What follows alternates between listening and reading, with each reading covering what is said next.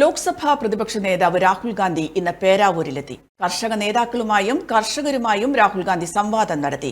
കേന്ദ്ര സർക്കാരിനും പ്രധാനമന്ത്രി നരേന്ദ്രമോദിക്കുമെതിരെ ശക്തമായ വിമർശനങ്ങളാണ് രാഹുൽ ഉയർത്തിയത്. And just like this building needs a foundation, countries need foundations.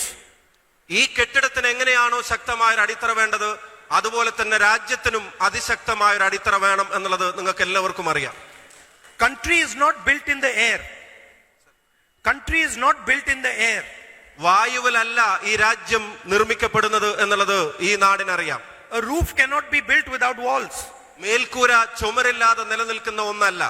Walls cannot be built without the foundation.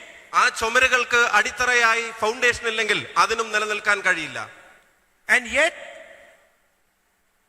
the simple fact that our farmers and agriculture is the foundation of India is not understood. വളരെ ലളിതമായി ഞാൻ പറയാൻ ആഗ്രഹിക്കുന്നു. ഈ പറഞ്ഞതുപോലെ India രാജ്യത്തിന്റെ അടിത്തറ എന്ന് പറയുന്നത്, അടിത്തറയുടെ കരുത്ത് എന്ന് പറയുന്നത് ഇന്ത്യയുടെ കർഷകനാണ് എന്ന് പറയാൻ ഞാൻ ആഗ്രഹിക്കുന്നു.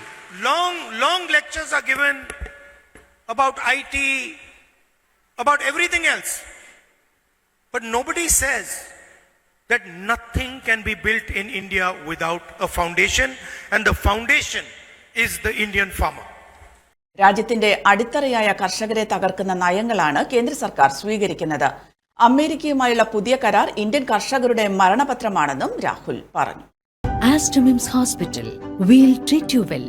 Chala East, Kannur.